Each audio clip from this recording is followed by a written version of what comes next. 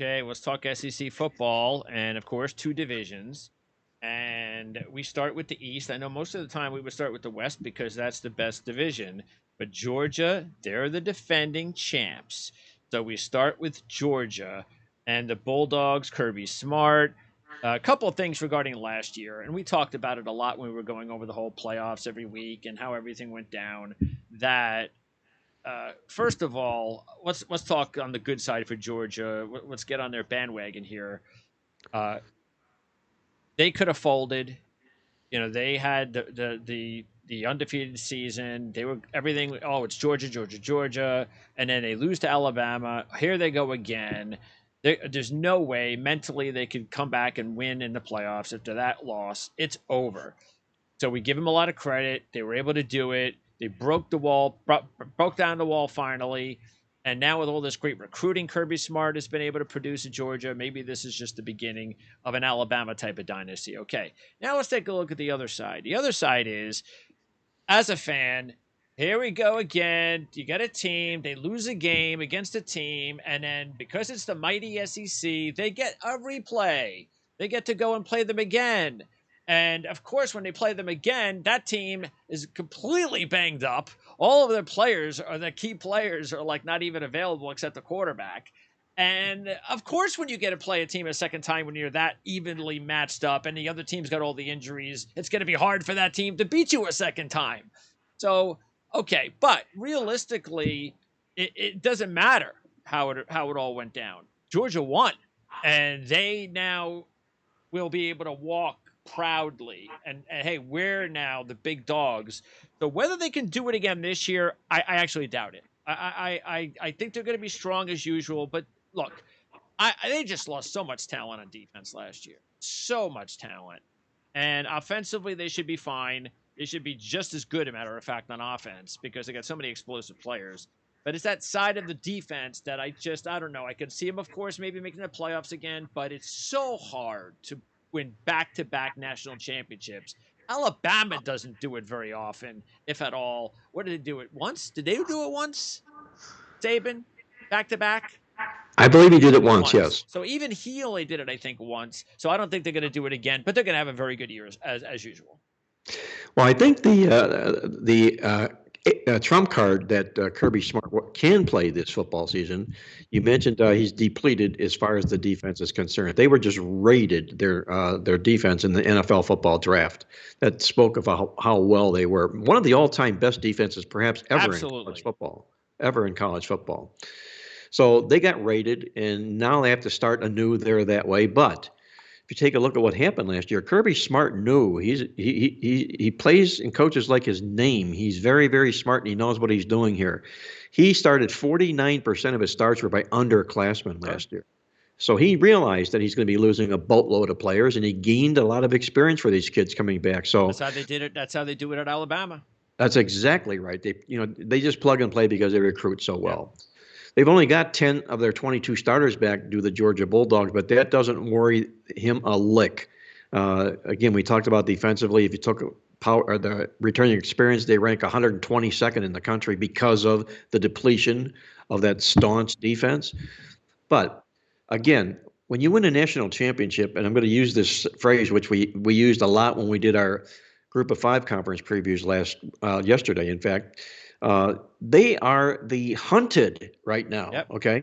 They are the hunted. They're assuming a whole new role this football season here.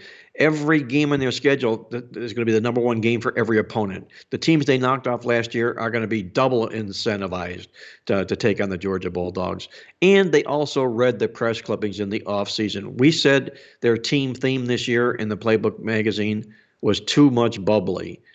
You can sometimes let the press fill your head with all the wrong things and all the wrong thoughts, okay? And that could be well the case for the Georgia Bulldogs this year. It's just practically impossible to repeat, and especially when your defense was rated like it is. I got to see Georgia taking a step back this year. Yeah, the offensive players, they're going to be the ones to really look out for because we don't know about this Eric Gilbert kid.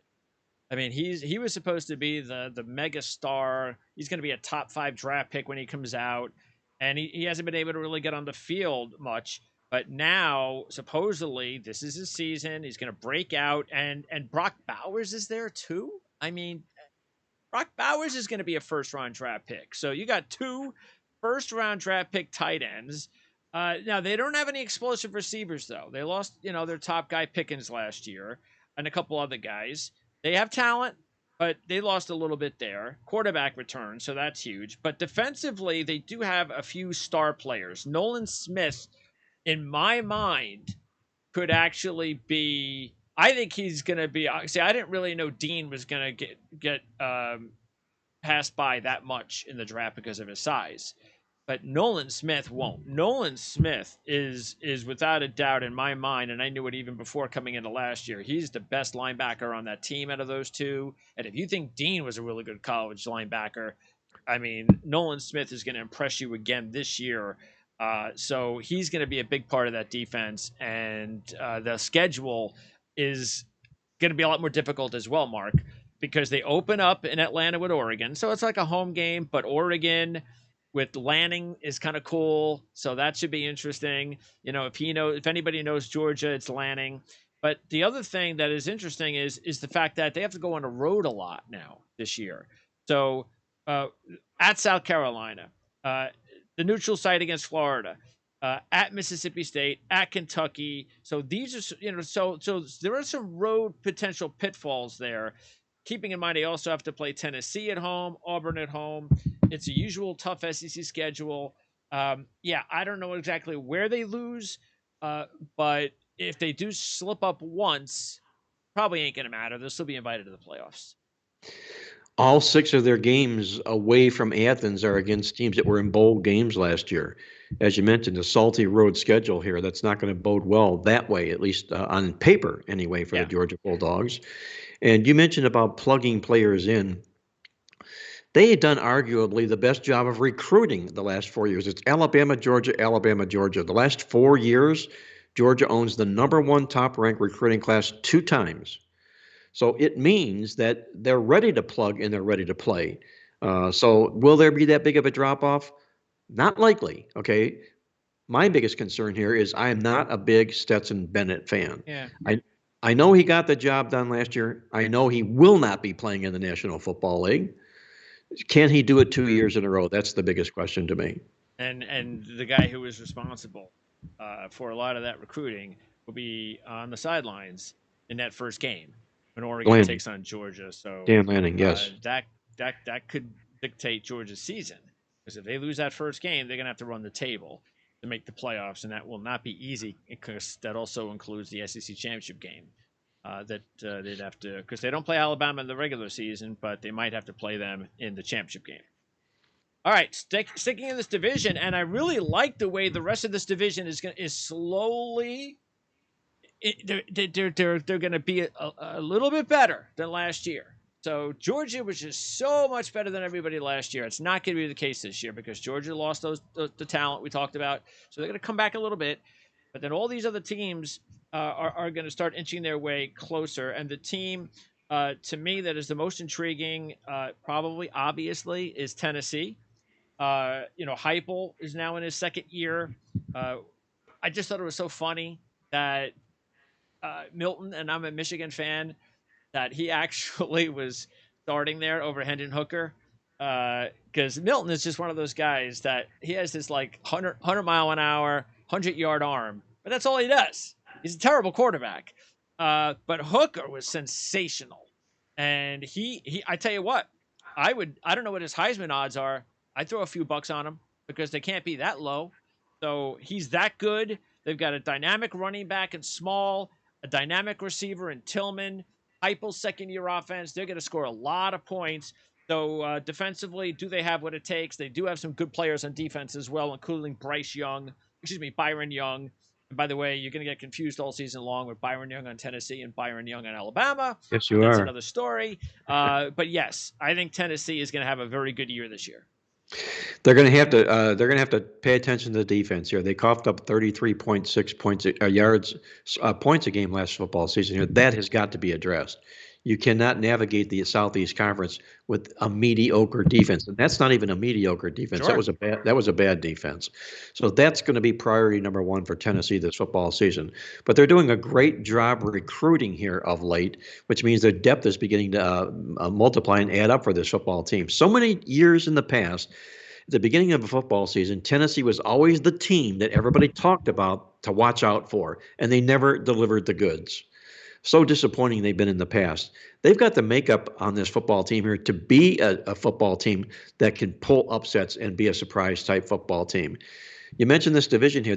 While the East has always been the least in the Southeast Conference, it's better than it's been in a long, long time this year. And Tennessee is indeed one of those contenders. And then schedule-wise, they got to go back. They got to go to Pitt because Pitt came into Tennessee last year, but Pickett's no longer there. So I think Tennessee will get revenge, and they could open up. It's possible they could open up undefeated before they host Alabama, which would be awesome. They get Florida at home. LSU, we don't know what they got there yet on the road, but it is very possible that they're undefeated when they host Alabama, and what a sight that could be down in Knoxville if that is the case. And then the other big game, of course, is when they have to go to Georgia. So that, unfortunately, that's why it's going to be tough, because they got to play Alabama, and even if they beat them at home, they most likely still have to beat Georgia in order to play in the SEC championship game.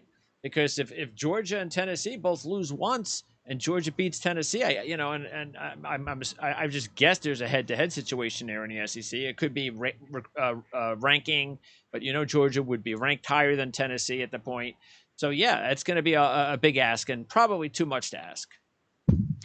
When you mentioned Tennessee, you mentioned Alabama. It brings a quick story to mind of mine. A friend of mine and I, we did a day-night doubleheader football Saturday. We went to Vanderbilt to watch Georgia play Vanderbilt in the day, at night, and we watched Vanderbilt play in the afternoon Alabama. And so we get to the game early, in the restroom before anything's even open. If the stadium's not even really officially open, I'm in the restroom and I get a tap on my shoulder. It's the Alabama State Patrol. And they tap on my shoulder and says, "Son, you've got to leave the room right now." Okay, I leave the room right now. And why did I have to leave the room right now? Because Gene Stallings needed to go to the bathroom. And as he walked in, he had an entourage of about 12 people and guards surrounding him. That's crazy. That's what I remember about Vanderbilt and Alabama. Yeah, that is crazy. That's the SEC, yes. though. It shows you yes, how passionate they are about their football, yes. and good for them. All right, the team that comes next in my mind, I think it'll be a tough one between Florida, Kentucky, and South Carolina. I would think most people probably looking at Florida. Napier, we talked about it on yesterday's show. What a great hire! What a great opportunity! Not sure what happened to Dan Mullen. I just don't know what happened. I mean, things were going well the first few years, and then it just snapped like that. But Napier's now taking over the program. He's got an exciting quarterback in Anthony Richardson. Does he need another year, or could this be the year that he can throw the football a little bit more consistently? So it's not just about him running around all over the place. We'll see, because that's going to be a big part, obviously, of their offense. Shorter is a really good wide receiver.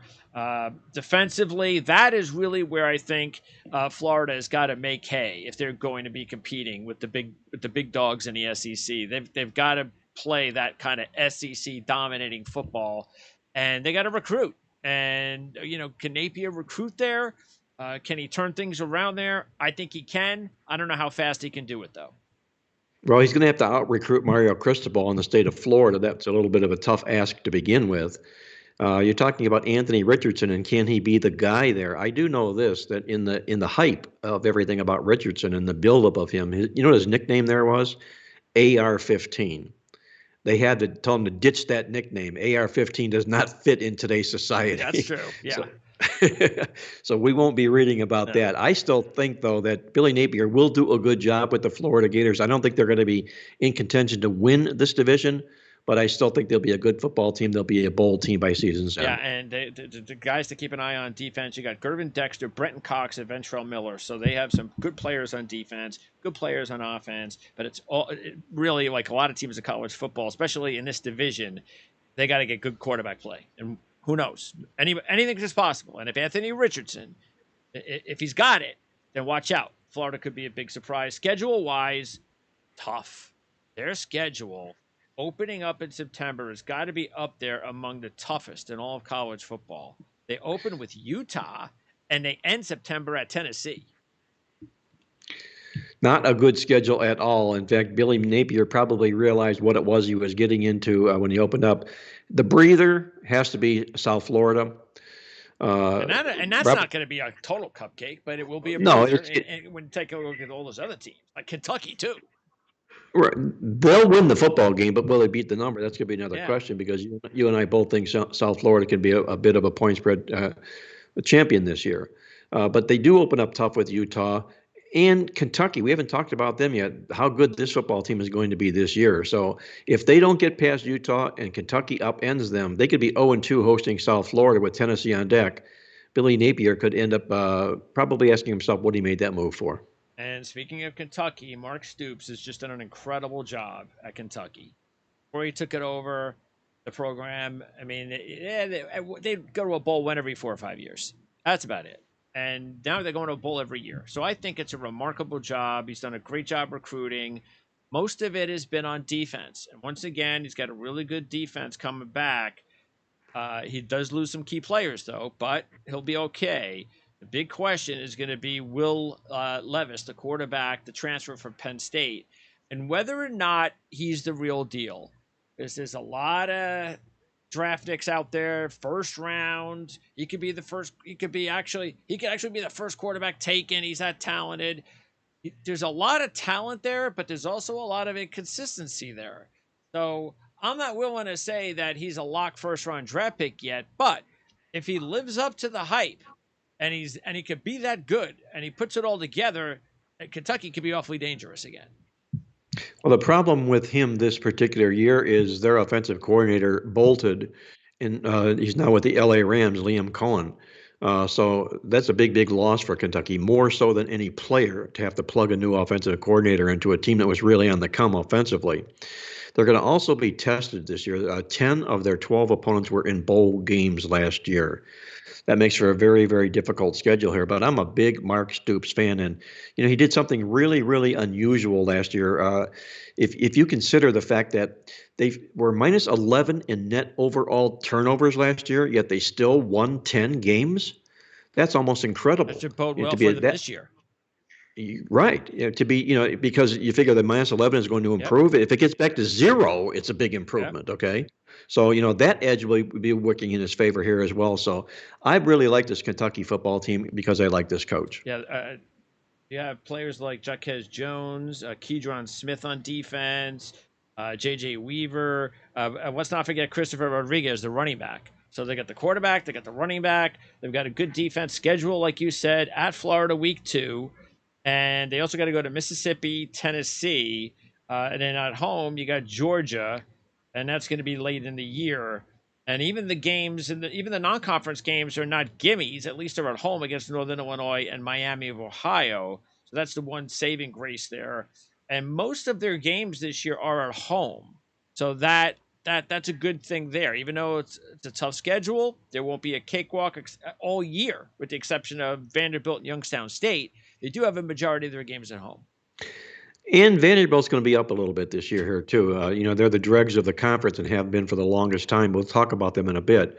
But, that could come at a bad spot because they've got Georgia on deck at the game after that. So there could be a little bit of a flat scheduling spot for Kentucky. South Carolina and Shane Beamer. This is the beginning of a nice turnaround. I don't think this is just a fluke. I think they're headed in the right direction with Beamer. Beamer can recruit. He could also convince players to come in and transfer on the portal. Who would have expected Spencer Rattler to choose South Carolina? That shows you how good Beamer is at recruiting. And Rattler was just so disappointing last year. See, I said it last year. I was never really bought into Rattler as this. He's going to be the first pick in the draft guy. I saw some talent there. I understood what they were saying. It's Oklahoma. It's Riley. He's talented. And I get the whole thing. But I didn't expect him to be that bad. And there was something wrong. I don't know what it was. I'm assuming it was psychological. but something was off with Rattler. So now at South Carolina, this should probably be a great situation for him. There's no pressure at South Carolina compared to Oklahoma. Zero. I know that they love their football at South Carolina, but Oklahoma is like an NFL kind of deal. So as far as the fan base and the media and expectations, that's not going to be the case at South Carolina. So if Spencer Rattler has a nice season, we got a lot of interesting, talented, skill position players for Rattler to play around with. The question is, which means I think they're going to do a really good job offensively. So the question is will that defense be able to hold up? Well, the defense was okay last year. 354 yards a game, 24 points a game. That's okay. There's nothing bad about that. Spencer Rattler succumbed to the pressure at Oklahoma last year with Caleb Williams, an outstanding talent, lurking in the background, and he just caved. Is basically what happened to him. So many people saw him, like you were saying, and thought he had the look and the feel of Patrick Mahomes. Running, being able to throw on the run, escaping pass rushes, and so forth and whatnot. And he was the leading candidate for the Heisman Trophy at the beginning of the football season. It didn't pan out. Bottom line here is South Carolina benefits because it didn't pan out. Shane Beamer picks that up, and he also brings in an outstanding recruit from James Madison. His name is Antoine Wells, one of the best wide receivers in the FCS. He'll pair real well with Spencer Rattler here. So I think this offense is going to get a big, big boost, if you will. Only 338 yards per game last football season. If they can kick that up around 400 yards, they could be a team that no one will want to play this year. And they got besides Georgia, they have one of the next best tight end tandems going in college football. Bell and then Stogner, the transfer from Oklahoma. They got two legitimate tight ends. You mentioned Wells. They have Josh Vann. Beal Smith comes over from Wake Forest in the backfield. It's a big significant loss to not have Kevin Harris there, but they're going to be okay with Beal Smith and the rest of those receivers. So the defense, like you said, they were okay. The problem is they lost some key players from that defensive side of the ball. So whether or not is it too early in Beamer's transition here with South Carolina for them to expect much on defense? Because when you got to play some of the teams you're going to have to play in the SEC, you got to play some defense because those other teams are going to play defense, and those other teams are also going to have offenses. Especially in that conference, no question. You got a little bit of pressure here on Beamer as well. Simply, if for no other reason, it's spelled Spencer Rattler. Yeah, he's supposed to succeed. Exactly. Yeah. And the offensive coordinator, because that's important, is going to be who's it going to be? That he was an assistant. This kid, this coach Satterfield, I believe, he was an assistant with the Carolina Panthers. Is he related to the Satterfield, the head coach, Appalachian State? I'm wondering. I don't know. Interesting. I'm not so sure about that, but we'll see, because that's also where some of the pressure might come from. Because Beamer's probably like, hey man, I do all the recruiting. It's your job to get the quarterback to play well. Schedule, top three, tough. Georgia State, we talked about. They're no pushover in the Sun Belt. They almost beat Auburn last year early in the season in that spot. At Arkansas, and then hosting Georgia. So how about those first three games? And their last three games are at Florida, hosting Tennessee, and at Clemson. Salty, to say the least. The good news for this football team is they've dominated non-conference teams. They've gone 33-6 the last 39 games. Clemson would be one of those guys. Yeah, Georgia State in the opener would be one of those guys. Charlotte comes in, a non-conference, doesn't figure to give them much of a tussle. South Carolina State's a gimme. So if they can take advantage of those non-conference games, maybe lose only to Clemson per se, they could be in a nice position. All right, now it's off to Missouri, and this is, I think, going to be a real key year for Drinkwitz. I like Drinkwitz. I think he's a good coach. He's a kind of entertaining coach to listen to. He's got balls. He says what he says. I like that, especially when you're coaching Missouri. And nobody really pays attention to Missouri in the SEC. He's done an okay job. It's pretty much a 500 type of team every year. He's only been there a couple of years, but it's sooner or later he's got to get this team to the point that, hey, can we compete with the rest of these other teams that are right behind Georgia? Can we compete for that second spot behind Georgia in the next couple of years? And the big deal is going to have to be offensively this year because who knows what's going on at quarterback. They lose Beatty, who is such a big time running back for them. So there's a lot of questions offensively.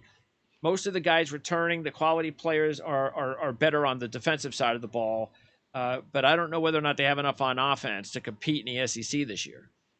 Well, give Drinkwitz his credit. He went out and really overhauled the roster in the offseason here, both in the transfer portal and in the recruiting. Outstanding job he did in the recruiting wars. 15th in the country. That's amazing. We're talking Missouri, 15th best recruiting class in the country. He landed a couple of 5 stars.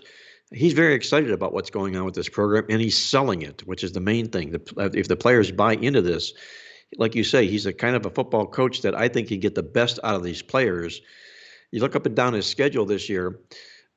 I think it's formidable. I mean, you're going to go to Kansas State. He could win that football game. Going to go to Auburn. Who knows what happens with Auburn this football season here? The South Carolina's going to be a big road test, as will Tennessee. He's got to take care of business at home is what he's got to do. I think every home game is winnable, perhaps arguably other than Georgia. So if he does business at home like he's supposed to, he'll end up with a winning record this football season. It's still going to be asking a lot. So even if they win those first 2 home games at Kansas State, at Auburn, at Florida, with Georgia at home, those are your first 6 games of the season. That's gonna be tough. He's gonna have to knock off. He might, I don't know. He's gonna probably have to win 2 of those 3 road games because they're not beating Georgia. Well, that's what I'm saying. Kansas State and Auburn could be winnable football games for this team. Now, whether they do it or not, it's another question. Yeah. Exactly. If they do, they're on the path. If they don't, they could be struggling uphill. And just like a few of these other teams, like we talked about, it's up to quarterback because there's talent in the quarterback room, but we have no idea who's starting on opening day. I think it's best that they start Cook. I think that's what they want because he's the younger quarterback. But if he's not ready, I think that's a bad sign. Okay, and then Vanderbilt, like you mentioned, they have their head coach year 2 after another bad year at Vanderbilt, only 2 wins. So what do you think about Vanderbilt and whether or not you think they have the right head coach? Well, whoever is the head coach really is up against it each and every year because they're always dead last in recruiting in that conference for a couple of reasons. Number one, they're going up against the big boys. Number two, their academic standard is so high that he cannot bring the type of football players in that play football and win games. So that puts him in a hole right to begin with. So very, very difficult for this football team. But I'm not going to give up on the team here. It's, I liked them before in the past. They never really delivered the goods and probably will be a last place team this year. Yes, but I think they've also got the makings to be formidable or to be a type of a team that could pull an upset or 2 here along the way. Last place, it's hard to make a case for a team that improves as much as Vanderbilt can, but don't dismiss them. I don't think they're going to be the Vanderbilt of old. Yeah, there's some good players on defense. But like always at Vanderbilt, do they have enough offense?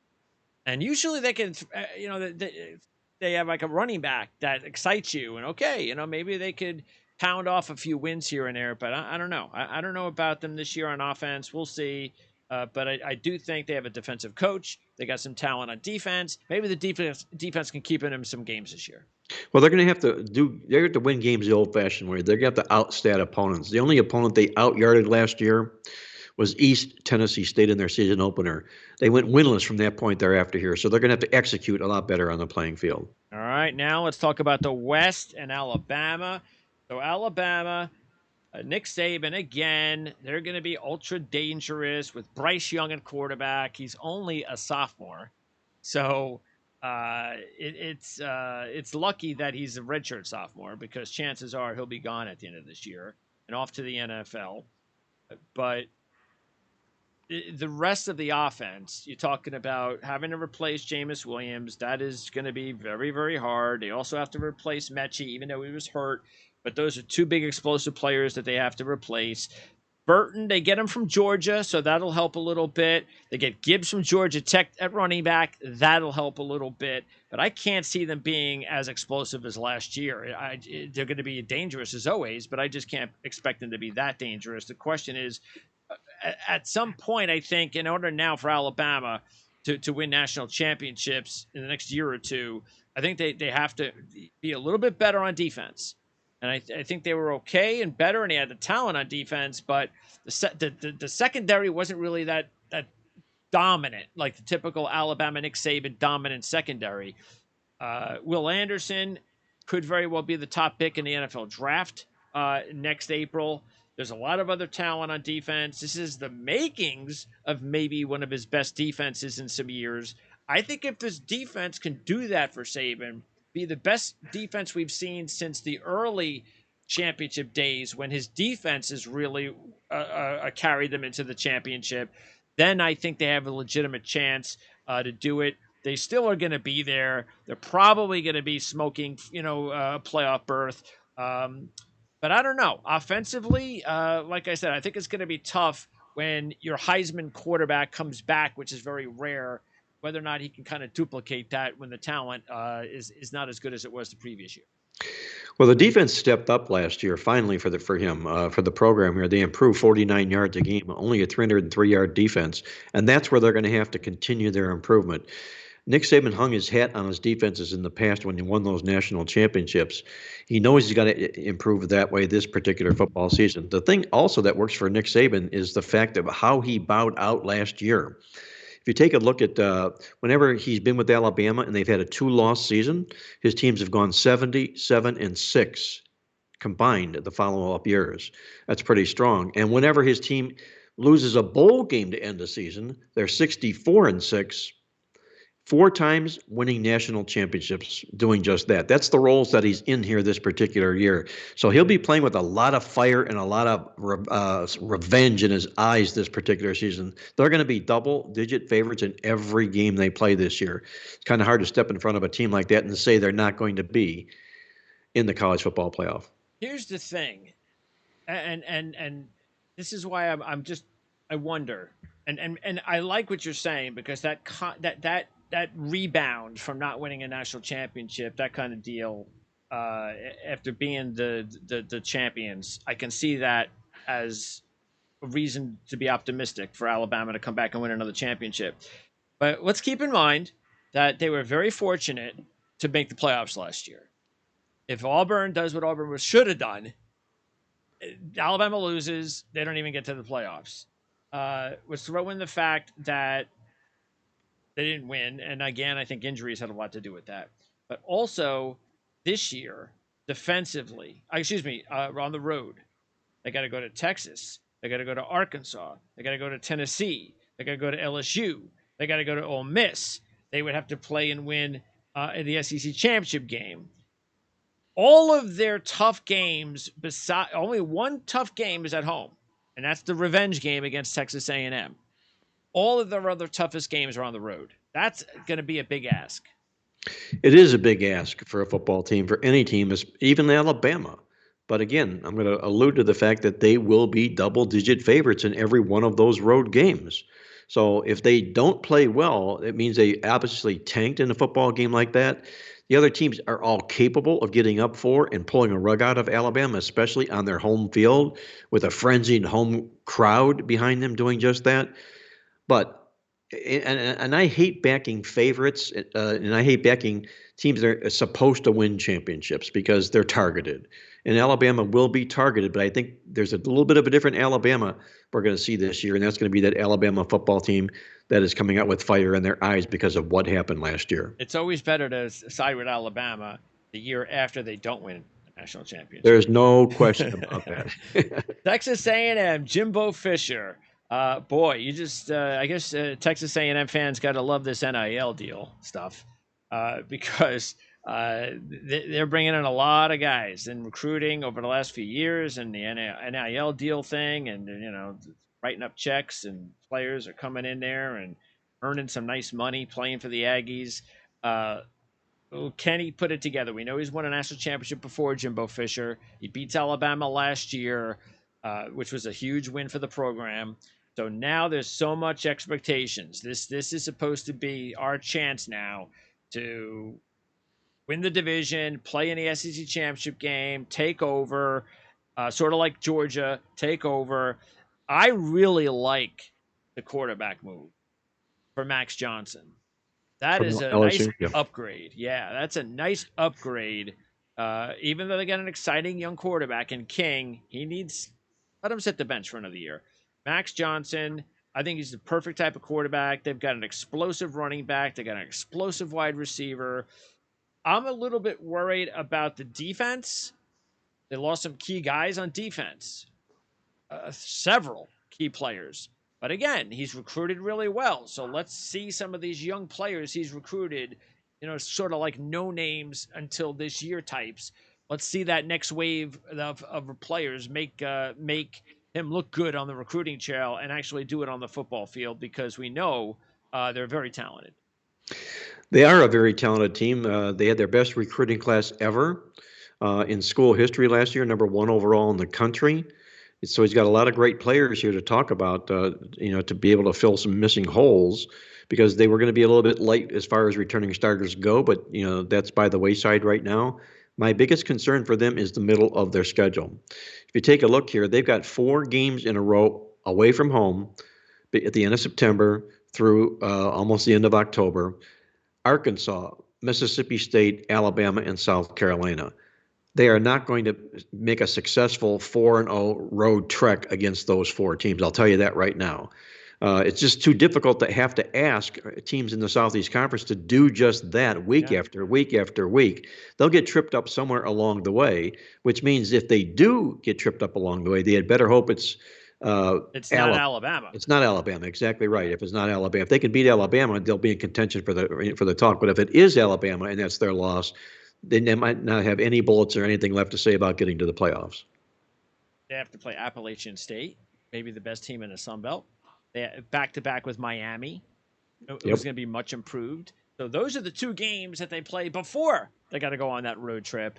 And at the end of the season, they host Florida and at Auburn.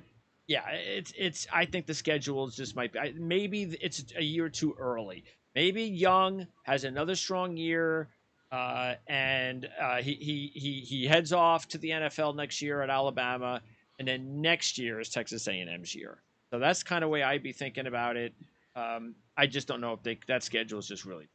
It's really, really tough. And again, a lot of pressure on him because of having this number 1 recruiting class in the country here. Jimbo Fisher wins football games, but he also loses games every year he's supposed to win. That's true, too. There's a puzzling, 20-point favorite, lose the game, what happened type of a situation. And we'll probably likely see that again this year. Well, last year has the big win over Alabama. Everything's looking good. And then out of nowhere, they lose 2 out of the last 3 against teams they shouldn't be losing to, even though they were road games. And that's what you can't do. You can't lose those games like that. Nope. So, all right. Let's now talk about the up-and-coming Arkansas Razorbacks. And how can you not be kind of happy in what's going on at Arkansas? What was it, just a few years ago? They had back-to-back 2-win seasons. So Sam Pittman takes over. What kind of hire is this? And then Sam Pittman just does a really good job. He's one of the most, so far, since he's been a head coach, he's been one of the most underrated head coaches in college football. It's only been a couple of years, but he has done a tremendous job with this program.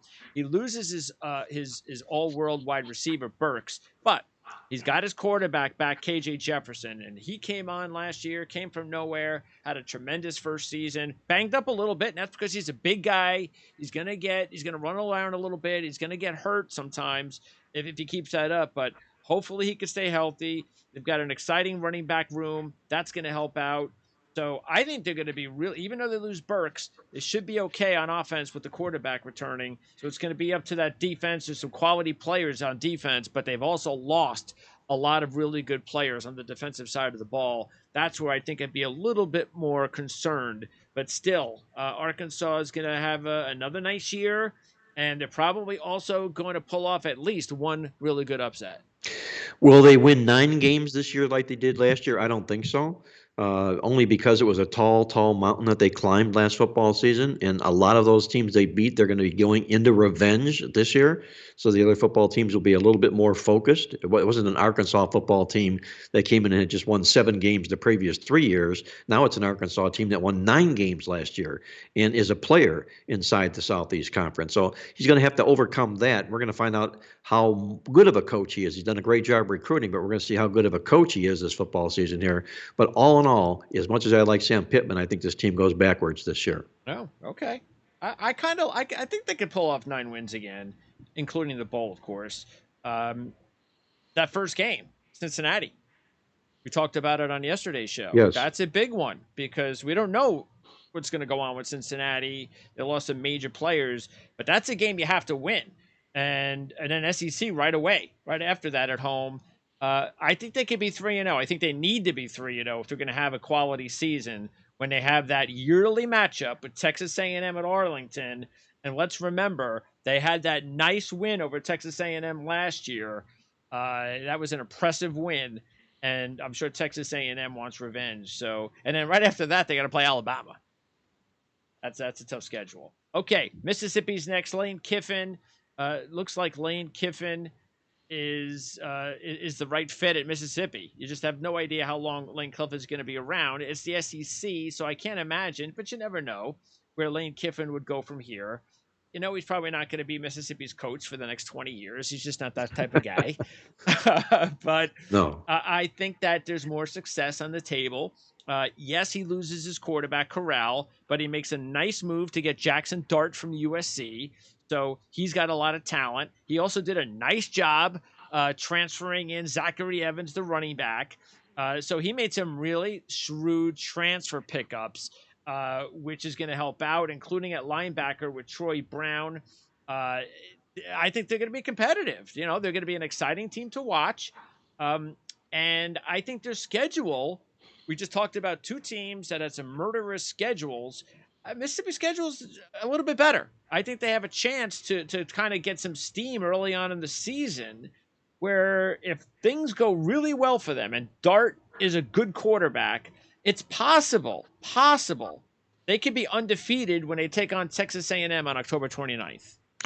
It is. He's done a great job, especially in the transfer portal, where he is, as we talked about yesterday, the king of all coaches in college football transfer portals.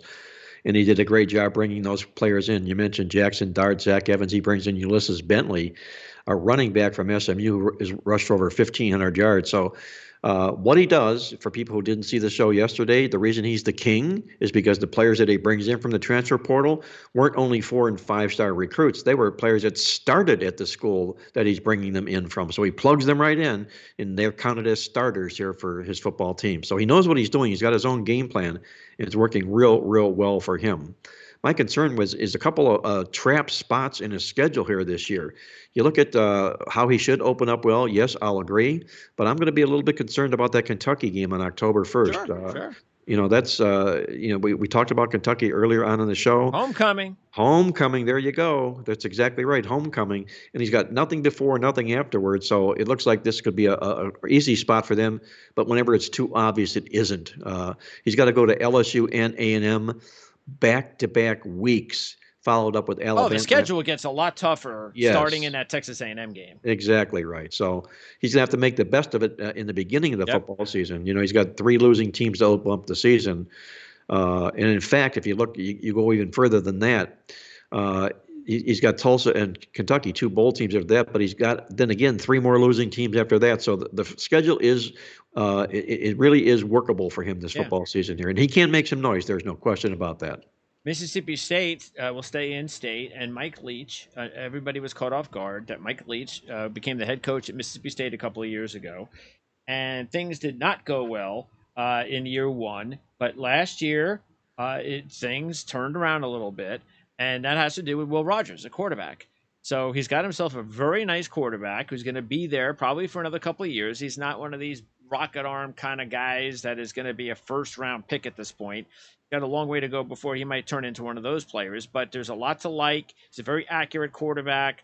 There's some nice weapons, skill position players. So offensively, Mike Leach, they're going to score some points. I think they're going to be fine. It's always going to take a little time to learn Mike Leach's system. Now it's been a couple of years, so I think offensively they should be fine. The question is, do they have enough players on defense? The good news is they have a lot of players back on defense. So I don't know. I mean, Mississippi State, good quarterback, good talent coming back. Maybe they're an interesting sleeper in this division. I think they can be. I think number one, the schedule works out well for him, and number two, if you take a look at Mississippi State last year, they improved really well on both sides of the football. Almost 100 yards on offense and 45 yards on defense. That sort of went unnoticed in a 7-win season for this football team. If they can improve any at all on that, they're going to be a real, real tough team. And again, I keep using this phrase, but the type of a team inside this conference that the opponents will not want to have to play. Their toughest games, I know they go to Alabama and they go to LSU, but their home schedule, they can really work through their home schedule. They should beat Memphis. They should beat Bowling Green. Who knows what happens in the A&M game? I think they can take Arkansas down. So he's got the makings here to improve on that 7-win season he had last year. And the other two teams to round out the division, Auburn, Brian Harsin. Wow. Another situation that kind of caught everybody off guard, going from Boise, West Coast to the SEC is dangerous. And it sure looked like it backfired a little bit last year. But they were this close from if you beat Alabama, everything's okay. Everything's all right. We're right behind you. We've got a whole offseason to look forward to next year, and let's go. And they couldn't finish the job they should have. And because of that, it was a very painful offseason for Brian Harsin. And I don't know. I mean, the quarterback situation is kind of iffy. They've got a great running back in Bigsby. Really a nice 2-punch, actually, at running back. They've got some talented players up front in the front seven on defense. So I think they're going to be fine there. But because they have such a big question mark at quarterback, if they get off to a slow start, Brian Harsin could be in trouble. Which they won't. They open up the season with 5 consecutive home games in a row. If that's a slow start within those first 5 games, he's in deep trouble, okay, with a 5-game homestand to open the season. The thing people are overlooking here, and I was not a big Brian Harsin fan on the hire because when he took over at Boise State, he didn't really improve that football program. He kept them sustainable, but he was hired nonetheless at Auburn when they needed to hire a head coach. But look at last year, look deeper and deeper inside those numbers. They improved offensively and defensively on both sides of the football. They improved on points scoring and points allowed both ways. The Auburn football team did. And if, like you say, if they take Alabama out, we're not talking about the fans being down on Brian Harsin. They're talking about giving him an extension. Okay. Yeah. So, that's what it means to win one key or lose one key football game. So, and I know he's also taking a lot of flack in the off season here. He's sick and tired of hearing it. So we'll see whether or not, if Brian Harsin's got any coaching ability at all, it will come out this football season. But I think all the arrows that were shot at him were shot for the wrong reasons last year. I just, you know what? I think in order for them to turn it around, I think one of the young quarterbacks needs to step up because I don't believe in this Finley guy. He's just way too big and he's just too inaccurate. And then the Calzada kid has got a lot of experience, and Texas A&M, let's recall, Calzada started when they upset Alabama last year. But Calzada is just a quarterback. He's just a guy. He's not special. So now maybe that's what they need because they have a really good defense and a really good running game. And maybe that's why he'll probably win the starting job. But if they want to be special, I think they got to hope that they've got a young quarterback on that, one of those young quarterbacks on the roster that can be that guy. But I expect, especially interviewing Brian Matthews, who covers Auburn Tigers football, I expect from what he said, Calzada to probably win the starting job. Well, I wouldn't be surprised. When he was at A&M, he's probably the reason that A&M didn't improve like they were supposed to because he was a mediocre quarterback at best there. But he can fill the shoes here. And you mentioned Finley. My goodness, how could you trust a quarterback who signs a big multi-mega NIL deal with Amazon and then goes out and gets arrested the next day uh, for driving recklessly and speeding 126 miles an hour. I don't think you're going to find Finley playing too many games or starting too many games for Auburn this year, and that's why I think Calzada will be the guy, as you mentioned. All right, now finally, LSU. Can you believe we've talked about every team in the SEC so far, and the last team we're going to talk about is LSU? And that's usually not a good thing. But Brian Kelly is now the new man in town. And this is, look, you can say what you want about Orgeron being like a genius recruiter, which is exactly what he was, genius recruiter. But this is a major upgrade as far as a head coach at LSU. But the big question is Brian Kelly is coming to the Southeast. I mean, what does he know about Southeastern football? That's going to be the big question. But if he can figure that out and that doesn't become an issue, and he's got the right recruiting base set up, he's got the pipeline and all that set up, yeah, I give him a couple of years, and I think they're going to be at the top again because he's just too good of a head coach. He's a winner. He's going to turn this thing around, I'm pretty sure. I don't think it's going to be one of those, yeah, he should never have gone to the SEC. It didn't work. I just think Brian Kelly, and the proof is on the is what we've seen from his resume. Wherever he goes, he wins, and I think he's going to win here. I think he's going to win here too. 10+ wins 7 times in his career. 2 college football playoffs. He made a trip to the ACC championship game. The guy is a winner. What I'm going to enjoy the most about him being there is being able to understand the post-game interviews with the LSU head coach. Because Ed Orgeron, it was ridiculous listening to him talk after the football games. Brian Kelly, what he's got here, I think, is maybe a little bit of a 2-headed quarterback problem that could be developing here because he's got 2 real good quarterbacks. Jayden Daniels comes in from Arizona State. He's really, really a terrific athlete. And he's got Miles Brennan, a 5th-year senior here as well. So they're not going to be hurting at the quarterback position here. No. The only problem with this football team is expectations because it's Brian Kelly, because it's LSU. But I still think he was a good hire. A lot of people scratch their head and wonder, my goodness, what's Kelly leaving Notre Dame for and going down south to LSU? Well, number one, we know it was about the money.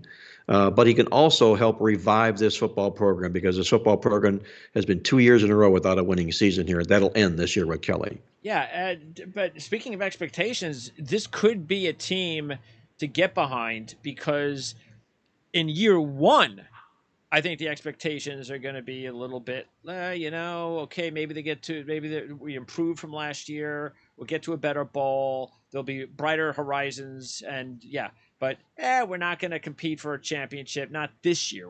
It just can't happen this year in year one. But I think there are going to be some of those games when they're a dog that you're going to be tempted to be like, you know what, Brian Kelly, you never know. Maybe it's a year early. So like you said, he's going to have good quarterback play. He's going to have good running back play with Emory. He's got Butte at wide receiver, who's probably the best wide receiver in all college football. And they got good players on defense. So they got Florida State to open up with, which they'll be favored. So you can't lose that game. And then they've got 3 other games there that they shouldn't lose, and they're at Auburn, which they can win. So if things go really well for them, they could start 5-0 when they host Tennessee on October 8th. But I'm gonna think that maybe this is a team that could be a sleeper for bigger and better things. Because I think the expectations of year one are not that high. Across the country. You want to make money with LSU this football season, Greg? Do one thing. Back them when they're a dog against an opponent that's less than 875 win percentage. Brian Kelly in his career is 28-10 against the spread as a dog in that role. It's because he outcoaches the other teams.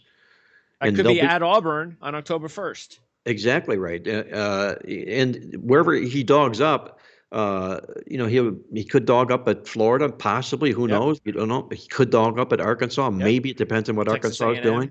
He'll dog up against Alabama for sure, but Alabama's win percentage will probably be over that parameter.